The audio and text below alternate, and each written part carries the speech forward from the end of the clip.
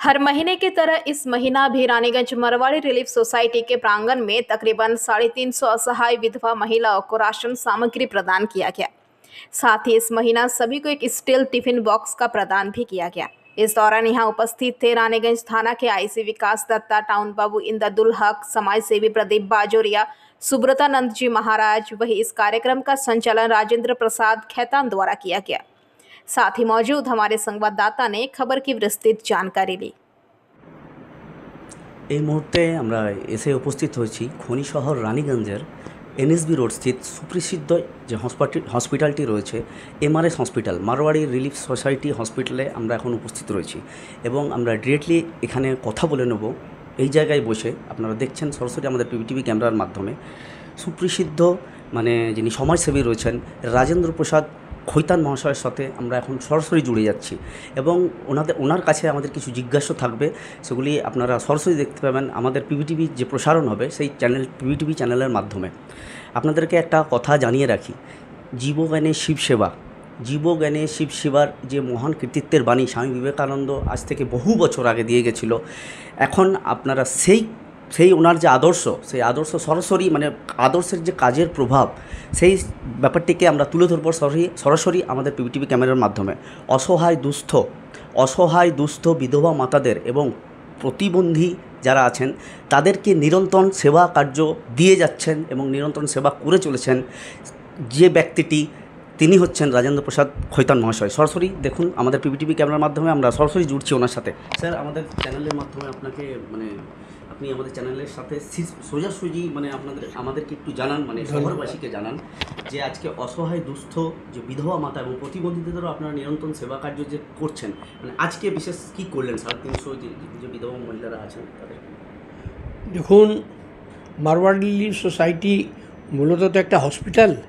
এটা তো ওর কাজ নয় যে বিধবা মাতাদের যত্ন করা, তাদের সেবা করা, কিন্তু আমাদেরই ধরুন কমিটিতে কয়েকজনের মাথায় এটা ঢুকলো যে আরেকটি পরিষেবা যদি আমরা দিতে পারি, আমাদের এই যে অসহায় দুস্থ নিঃস্ব বিধবা মাতা উপেক্ষিত তাদেরকে যদি আমরা অ্যাডপ্ট করে তাদেরকে যদি আমরা আমাদের কাছে আনি, তাদের যত্ন করি, তাহলে একটা ঠাকুরের কাজ হবে। তো আমরা সেটা 10-12 বছর আগে হাতে নিয়েছিলাম। 50 থেকে শুরু হয়, সে 50ও বার করতে খুব বেগ পেতে হয়েছিল। আজকে 350 মহিলাদেরকে আমরা ইয়েলো কার্ড দিয়ে রেখেছি, হলুদ কার্ড। ওর মাধ্যমে তারা হসপিটালে যে কোনো সময় চলে আসতে পারে। এলেই তাদের চিকিৎসা হবে, ইনভেস্টিগেশন হবে, যাচাই করা হবে, সোনোগ্রাফি হবে, এক্স-রে হবে, প্যাথোলজি হবে, সব ফ্রি। তারপরে যদি ডাক্তার বলে যে এদিকে ভর্তি করতে হবে, সেও ফ্রি, চিকিৎসাও ফ্রি, ওষুধ ফ্রি, যাওয়া আসা টোটোতে যেটা ভাড়া সেটাও ফ্রি, সব ফ্রি আছে।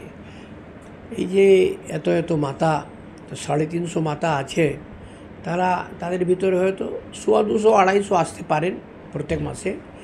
বাকি হয়তো অসুস্থ আছেন কি বাইরে গেছেন, জানি না কী কারণে তারা আসতে পারে না। আমাদের কাছে মোটামুটি 200-250 আসেন।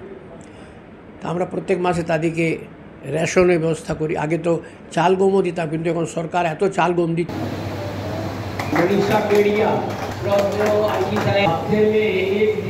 भैया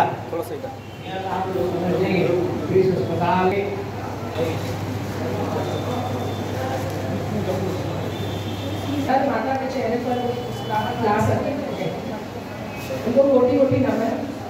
अभी चाचा जी ने कहा कि मैं भिक्षा मांग कर इस आयोजन को करता हूँ, बहुत बड़ी बात उन्होंने कही। देना संभव होता है, लेकिन इस कार्य को कर पाना संभव हर किसी के बस की बात नहीं होती। वो इस कार्य को संभव कर पाते हैं, शायद बहुत कुछ।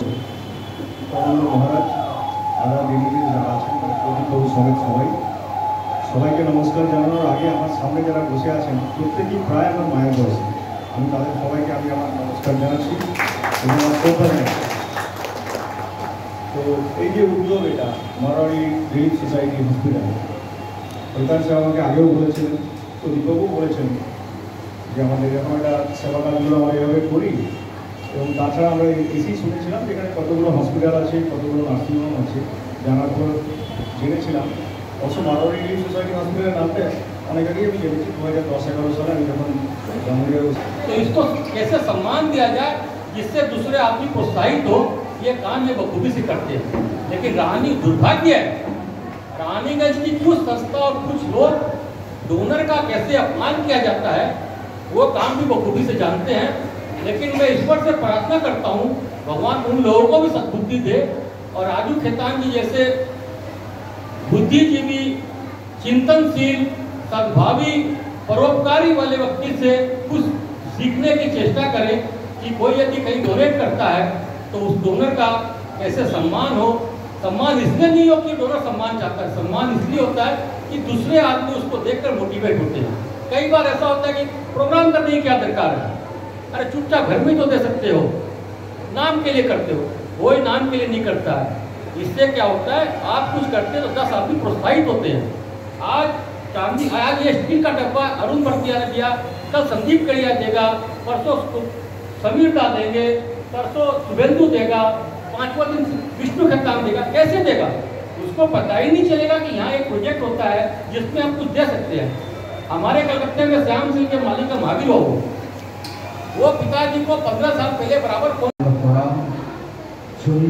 नमस्कार। এখানে যারা মিডিয়া আছে, সম্রাট আরও যারা আছে তাদেরও আমাদের রানীগঞ্জ বিবেকানন্দ সেবা কেন্দ্রে একটা বিরাট সেবা ওতপ্রোতভাবে জড়িত আছে। আজ থেকে বহু আমি 2008 এসেছি আসানসোল রামকৃষ্ণ মিশন থেকে।